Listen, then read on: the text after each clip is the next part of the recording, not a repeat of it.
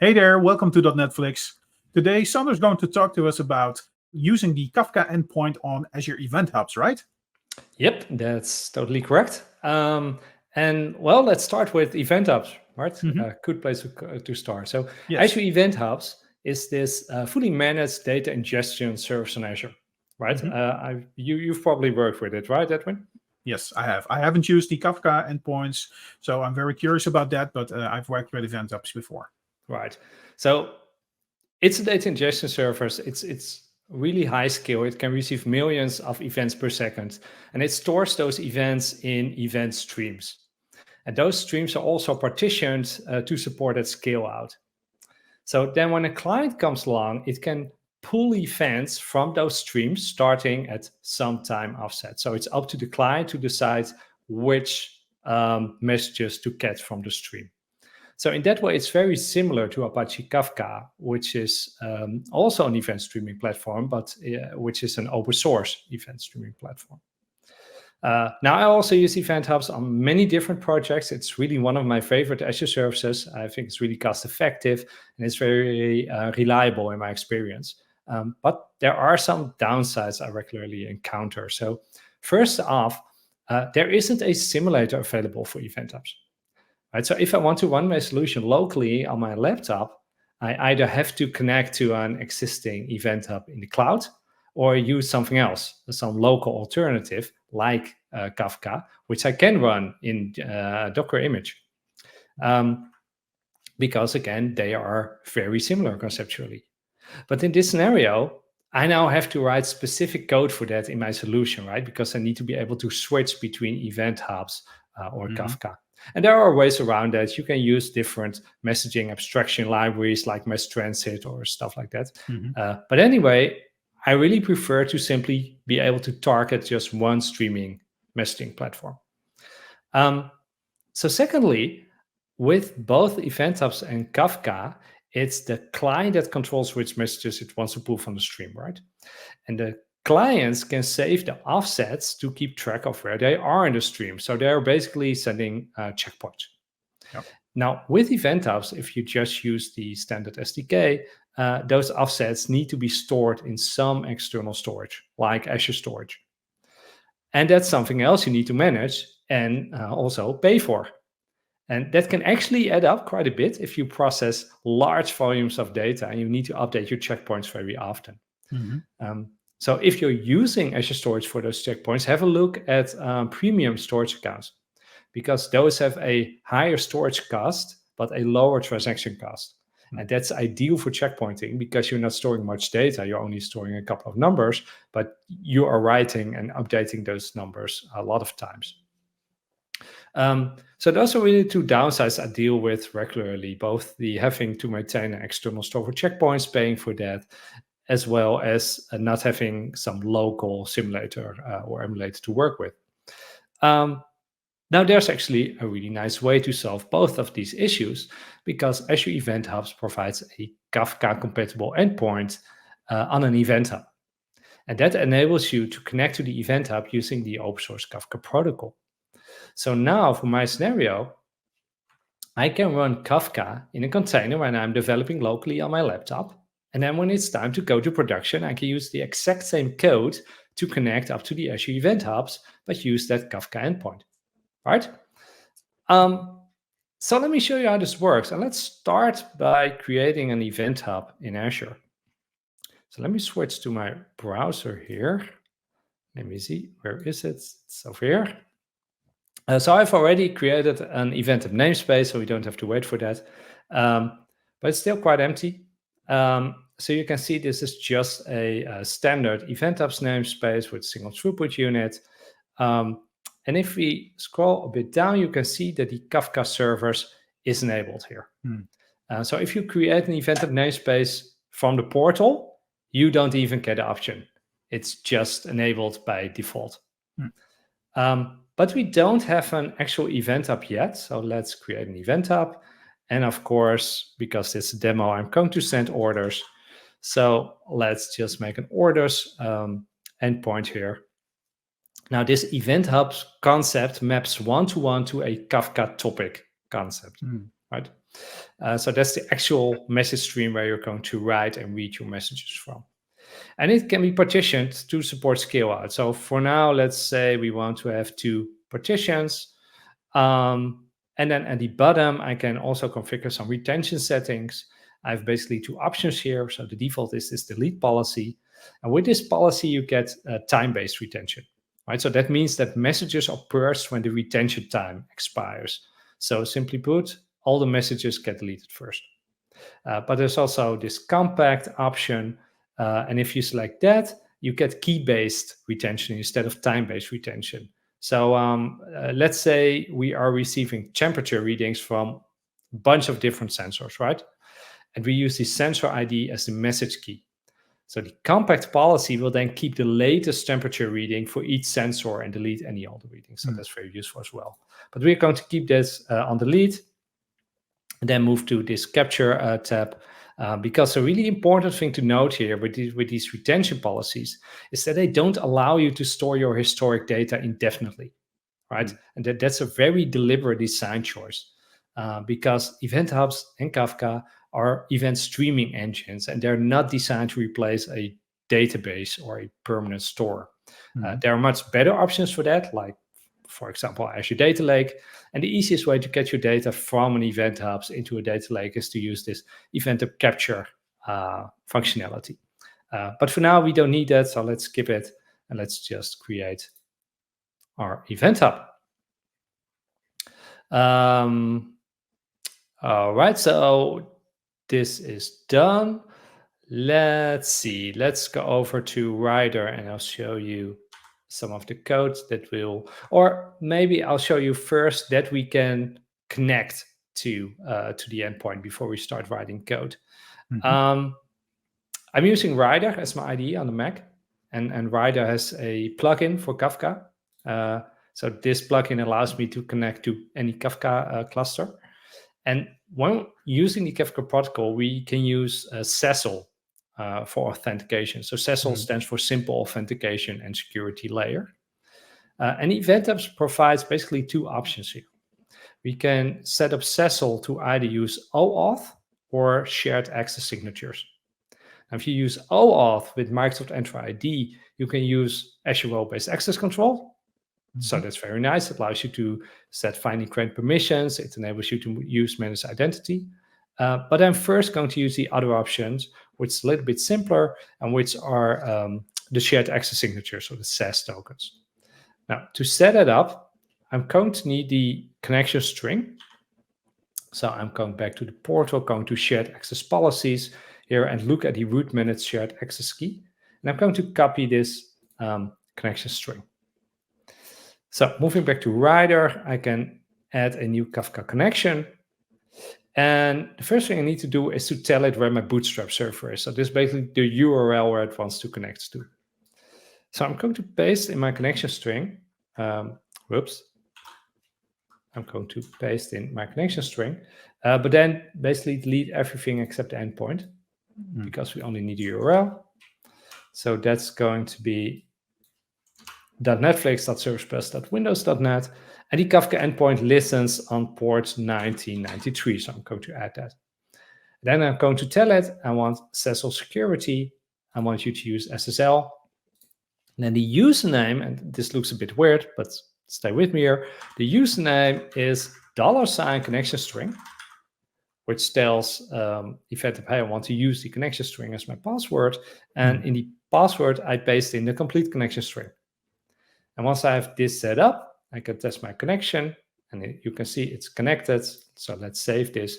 And now we are connected to Event Hubs through the Kafka protocol. So this is pretty cool because you can just use any existing Kafka tools to just connect to that Event Hub. And you can see we have our orders here, and it detected correctly that we have 2 partitions. All right. Let's write some code. I'm going to close this. Question, Sander? Yep, sure. So you're able to connect to this one because it is probably also, it has a public IP address, right? So normally if you would put this in the VNet and do all kinds of security stuff, then you need to have network connectivity. Yeah, so there is absolutely no firewall in the way here because I'm directly over the open internet connecting to port 1993. Okay. This is just an event hub I rolled out without setting up any VNets or app gateways or other stuff like that. Yeah. Don't do that in production. Exactly. All right, so I've created a web API here. I didn't change it very much from the template yet. I just threw some stuff away. I did add some NuGet packages. So if we look at the project file, you can see I've added confluent.kafka, which is the Kafka SDK, which we can use to talk to Kafka. I also have two other packages here. I've got Azure.identity and Microsoft Azure Data Schema Registry Apache Avro. Don't worry about those two just yet. I use them to talk to a schema registry, but that's something that we will see in a later demo. Then I have some app settings set up.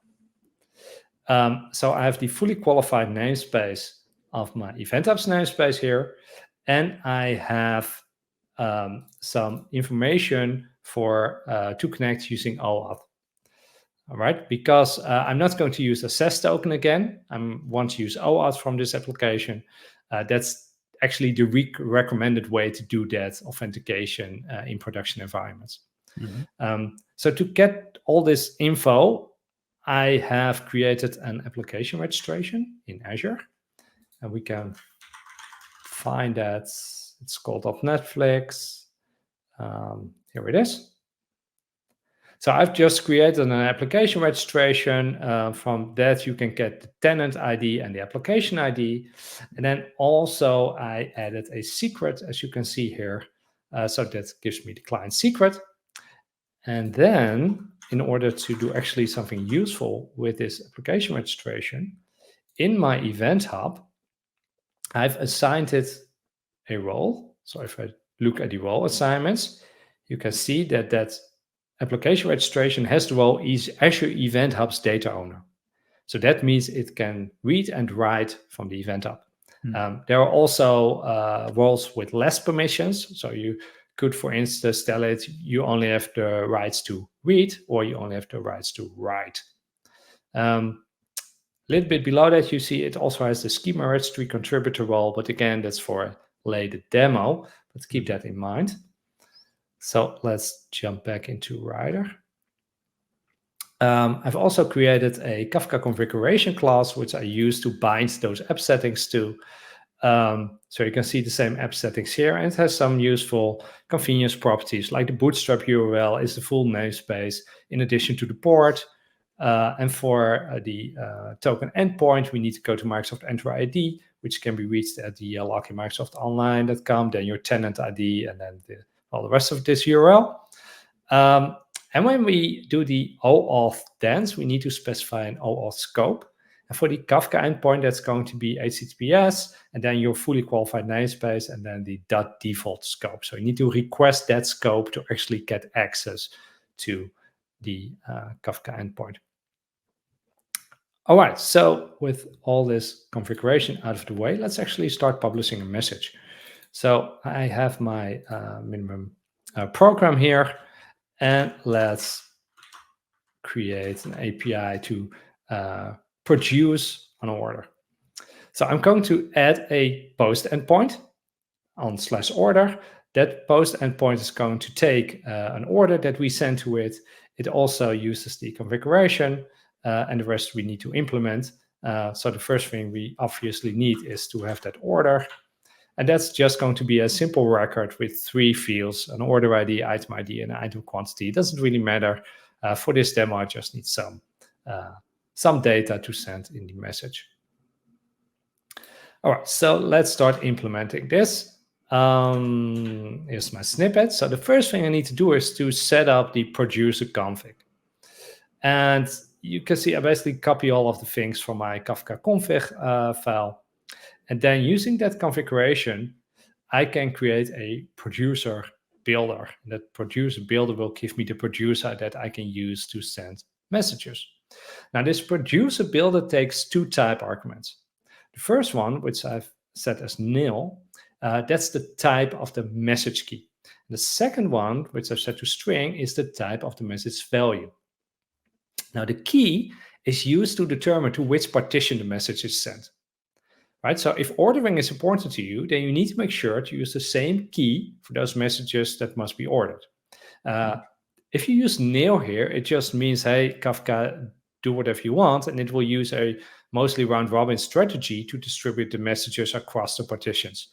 So that gives you a nice and even balanced load, but again, no ordering. So if you want ordering, use key. And really, Kafka and Event Hubs only care about byte arrays, right? So both this key and this value need to be serialized in order to be sent to Kafka. And the Kafka SDK, the Confluent SDK, already contains some serialization logic for like primitive types, and it knows how to handle a string value. So for now, I'm just going to keep this very simple and tell Kafka that I'm sending a string because it understands that. But actually, I want to send some JSON in this message. So let's see what we need to do to actually send a message. Once I have the producer, I can call produce async, tell it which topic to send to, and then as the message value, I'm just going to do that serialization myself. So I take the order, the incoming order, I serialize to JSON, I assign that JSON string to the value of the message, and that will get sent by the SDK to the Kafka endpoint. All right, so I guess we are ready to try this out. So let me run this. And then I also have, so let me make some room here. I also have some tests set up. So here I have a test to post a new order for the Millennium Falcon to my order endpoint. Right, so I can run this. And it will show me, okay, I accepted the order, so that went through. Let's make another order. Let's, I don't know, Star Wars other thing. And post that as well. And again, that's accepted. So these should be on Kafka right now. So let's go to our Kafka pane, refresh. And here you can see we have a message count of 2. We can actually dig in a little bit further and go to the orders. And here you can see that both messages have arrived on partition number 1. Partition number 0 is still empty. And that's why I said mostly round robin, because as I've read the docs, they mention round robin, but in my experience, it's not exactly round robin. I can put some more stuff in. And let's go back to Kafka, refresh, see what it does. All right, so it's 3 by 4. So it distributes it evenly, but it's not exactly round robin. So I'm not sure what the exact logic is on how it decides on which partition, but you get an even, fairly even distribution. All right, so that's that for producing messages. Now, of course, we also need to be able to consume messages. So let's create another endpoint. Let's stop my program here. And this looks very similar. Now I'm creating a get endpoint, and I want to get messages for a specific partition ID so that we can specify which partition we want to read from. I set up that consumer configuration again, which looks very similar to the producer configuration. And then what I do is I create a consumer, and I need to assign partitions to that consumer. So the consumer will only work with the assigned partitions. So for the partition ID that we give it, we create a topic partition object and we assign that to the consumer. Then we can start consuming. So this time span here means that I'm willing to wait up to 3 seconds for a message to arrive. And then when I have a result that's not nil, we also commit the result. And the commit call sets checkpoint. And it uses this consumer group ID that I've specified in the configuration. So this checkpoint is only valid for clients using this group ID. Clients with another group ID have their own checkpoints, right? So the consumer groups are independent and can be at different positions at the stream. Now, The really nice thing here is that Azure Event Hubs is taking care of storing these checkpoints for me. Right? So remember, if I use the Event Hub SDK directly, I needed to create a pay for storage account myself to save those checkpoints. But if you use the Kafka endpoint, you don't need to worry about it. It's done for you completely automatically, and you also don't have to pay for that checkpoint storage. So that is really nice, and something I hope they integrate one day into the native version of Event Hubs as well. So let me show you that this also works. I'm going to start this again. And then we'll jump back to our web API. And we can say, hey, give me the first message that's on partition 0. And we will get back the star bars or the thing. I think our very first message went to partition 1. So if we ask for partition 1, we should get back to Millennium Falcon. Yeah, there it is. So basically, it's nothing special. It just works like you would expect it. But in another way, it's really amazing that it works just like you would expect it, because, yeah, you don't have to worry about it. You just can talk Kafka, and Event Hubs will handle that protocol for you. Let me stop this, get some stuff out of the way, and let's talk about serialization. Because again, Sander, yeah. a question. Yeah. If I remember correctly, you deployed a couple of capacity units, or I don't know if that was the right term, but you provisioned some kind of a capacity. Can this also scale up automatically when you get a bigger load, or do you have to do this by hand? Or yes and no. So if we go to back to the portal for a bit, and we go to Event Hubs, you have these throughput units.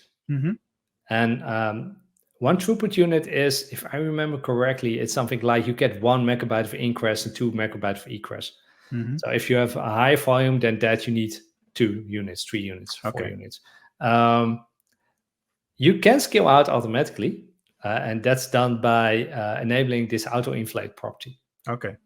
But beware, it's not auto-scaling, it's auto-inflate. And that's a really tricky distinction, because it will scale up, but it won't scale down. And I've seen scenarios with customers where they had like one small interval of a peak load, and this feature was enabled, and it went to 20, and it stayed at 20 for a long time. So they were paying a couple of months for 20 throughput units while they only needed 1. So yeah, so you really need to think about whether you want to turn this on or not, because maybe if the load is too high, you just want your process to take more time, right? It's not necessarily a bad thing if it's very busy. If you do turn it on, you could also implement some kind of monitoring process, maybe just to check, hey, is it still maybe right every day? Is it on 20? Can I turn it down a bit, and then do that using bicep scripts, something like that? Okay. Yeah. Thanks. Yeah. Yeah, serialization. Because this was basically the simple way to serialize, or the manual way. But there's another way that you can do serialization. When you create a producer, and also a consumer, by the way, you can set the serializers that you want to use. So you can say, hey, set value serializer or set key serializer. And you need to give that method an instance of either iSerializer or iAsync serializer. And for the deserializers, it's the same story. It's iDeserializer or iAsync deserializer. And there are some implementations provided by Confluent, but those rely on the Confluent schema registry. Now, a schema registry it's like a library for data structures that you use between producers and consumers, right? So this helps to ensure that both the producer and the consumer can understand each other and can handle the messages. Now, I'm not using the Confluent schema registry, and I'm not planning on using the Confluent schema registry. So don't serializers won't work for me. Yeah. So what should we use instead? Well, Azure Event Hubs also has a built-in schema registry for schema management. But there is one downside. It has a different API than the Confluence schema registry because that's not standardized. So you really need to target one specifically if you want to use one.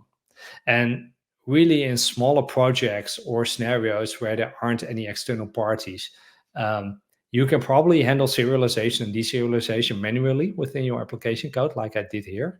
And you really don't need the overhead of schema registry, right?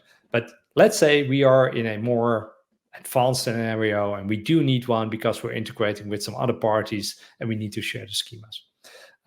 So let's use the Event Hub schema registry for that. So I'm going once again back to the portal to create one, because here below Event Hubs, you also have the schema registry tab. And here we can create a schema group. And that's simply a logical grouping of a bunch of schemas that you want to keep together. Yeah. So I'm going to call this default. And I can choose what type of serialization I want, JSON or Avro. Now, we already did JSON, so let's do Avro for a change. So I'm going to create that. That shouldn't take long. And then if we jump into that group, we see that it has 0 schemas, which sounds about right because we just created it. So let's go back to the code. And now we need, or let's do one other thing here before I forget, because we need to create some type of Avro message to send. Let's create another event up for that and maybe call this one shipments. Let's just keep all the defaults, just go through this wizard, create. So now we have another event hub where we can send those shipment notifications to. So I'm going to create an Avro schema file. Let's call this shipment notification.avro schema. And I'm going to copy and paste this. Okay, so this is our schema. It's in the web API namespace. It's called shipment notification. And it just has 3 fields: an order ID, the location of where it currently is, and a timestamp, which is a Unix timestamp. All right, so let's save that and let's open up a terminal window to generate some code for this schema. So I'm going to jump into that web API folder and then use AvroGen, which is a global.NET tool that I installed. Tell it that my source file is or my schema, I should say, is the shipment notification.avsc. I want the outputs to be stored in the current directory, and I don't want it to create any subfolders because otherwise I get a web API subfolder. So if I run this, then now I have this, yes, always edit to Git. I have this nice C# class with the embedded schema and the properties that you just saw in the Avro schema file. All right, so let's close that up, go back to the program and create yet another endpoint. Let's create a new endpoint to send a shipment message. All right, so more of the same, basically. We've got that same producer config, and then we've got that producer builder. But notice that instead of a string as the value type, I've now specified shipment notification as the value type. Right? And in the produce, I also assign the shipment directly to the value. So if we run this, and we jump off to my web API, and well, let me close this one. Here I have a post for that shipment endpoint. So I can run this and it will crash. It will give me a 500 internal. And it says, let me see, where's the error? Here it is. Parameter value serialized and not specified. And there is no default serialized defined for type shipment notification. So, Kafka got the shipment notification, or the SDK did, but it doesn't know how to handle shipment notification. So it cannot create a message from that. So we have to create our own serializer. So if you think about this, we want a serializer that supports both Avro and that also uses the schema in our Event Hub schema registry, right? Yep. Now, fortunately, Microsoft has kindly provided a NuGet package for that, which is this microsoft.azure.data.schema-registry.apache Avro NuGet package. I've already added that. And in order to authenticate with that, I'm also going to use the Azure.identity NuGet package. Yeah. So let me close this up. So the first thing we will do here is connect to that registry. And I can connect with the same credentials because I've assigned the schema registry role also to the dotnetFlix application. So you can use the same client ID and secret. So I use the Azure Identity package to create a client secret credential. And then using that credential and the fully qualified namespace, I can create a new schema registry client. And then with that client, I can create a serializer. So again, this schema registry Avro serializer is a class that comes from that Microsoft package. I give it the schema registry client, and I give it the name of our schema group that we've just created in Azure. And you probably shouldn't do this in production, but I'm telling it here with auto-register schemas that, hey, if you encounter any schema you don't know, just add it to the registry. Now, you probably don't want that because it's much more useful to decline messages if they're in an incorrect schema. But for this demo, it's really useful. Now, ideally, I would want to write, hey, please set a value serializer to this serializer, right? But that doesn't work. And this makes sense that it doesn't work because this serializes from a completely different NuGet package and it doesn't implement those Kafka iSerializer interfaces. So Kafka doesn't know what to do with this kind of serializer. So to fix that, we will need to create some kind of wrapper class to make it implement those Kafka interfaces. So let's add another class. And I'm going to call this, well, the serializer was called schema registry Avro serializer, I think. So let's call this Kafka schema registry Avro serializer. Nice short name. And I'm going to add some boilerplate code. Okay, so here's a serializer, and I use one class both for serialization and deserialization. So I let it implement both those interfaces. And then in the constructor, I take the actual serializer that's going to do all the hard work. So it's a bit of a decorated pattern, right? Now let's implement the serialize method. So what we'll do here is we get an object that we need to serialize. We'll give it to the inner serializer. And that serializer will come back with a message content object. Now, from that content object, we get the content type, which is the identifier of the Avro schema that is used. We put that identifier in the serialization context as a header, as a content type header. And that ensures that the schema ID is sent along with the message payload to the registry so that any consumer can also recognize and deserialize the message. And then if we also implement a deserialize, it's basically the other way around. We get some data. We first look at the context. We try to find the content type header, and we can get the schema ID from that. And then we can create a message object, put in the data and a schema type, and then ask the inner serializer again to, hey, you handle this for us, and we'll get back our deserialized message. So now with this class, we can wrap that around this serializer. So we can say, hey, we actually need a Kafka schema, blah, blah, blah class, and pass in that serializer, and this will work. So let's run it.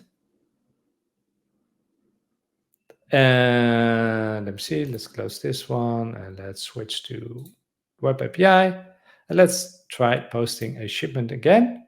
This time it takes a little bit longer because it's also interacting with the schema registry. But we got back a 202 accepted, so it accepted the message. Let me prove it to you. I can refresh this. Here we see shipments, message count is 1. And then if we go back to the portal, you can also see in the schema registry that it has added that AFO schema to the registry. So if we click that, you can see the schema here. And now it's available for any consumers that need the schema to be able to handle these types of messages. So that works pretty well, I think. And these were the demos that I want to show you today, Edwin. I've got the code for all of this up on my GitHub page. So I think we can put a link in the description. Yes, we'll do that. Yeah. So overall, I think the Kafka search feature of Event Hubs really powerful. Out of the box, it just works like you're talking to an actual cluster. But you still have, the underlying ease of use of talking to a PaaS service like Event Hubs, and you have that built-in reliability. I don't have to manage my own Kafka cluster, which I'm very glad if I don't have to manage my own Kafka clusters. Exactly. And yeah. What I didn't show you, but what's actually pretty cool also, you can combine clients, right? So you can have one client that just uses the Event Hub SDK with the AMQP protocol to push messages to the Event Hub. And then you can have another client that uses the Kafka endpoint to pull messages out of the Event Hub. So it's not everything must be Event Hub or everything must be Kafka. You can mix and match. And we are actually going to use this in production very shortly on the new system. So yeah, if it crashes and burns in a few months, I'll let you know. We'll do a follow up. But I think we're good here. Yeah. Yeah. Pretty cool. Yeah. And I also, you didn't talk about it, but just when you showed the registry, because I think registries are very important if you're working with messages and message types. I also saw a version. So you can also version your message types and all that stuff. So that's pretty powerful when you're also in some kind of an integration scenario with third parties. It's always really important to get that right. So yeah, pretty cool that it also works with Event Hubs and the Kafka endpoint. So cool stuff. Definitely. Yeah, and I've talked to people who actually had to maintain a Kafka cluster, and it's a good thing that you don't have to do that. So yeah, I wouldn't trust myself. Okay, so well, great overview. I hope everyone watching also liked this, and you can experiment with Kafka endpoint on Azure Event Hubs. I think there's all kinds of documentation out there if you want to know more, because you've showed just a little bit of what's possible, I think. So I hope you've enjoyed it. If you like dotnetFlix, please subscribe to the channel, and then we'll see you at the next episode. Bye-bye. Bye-bye.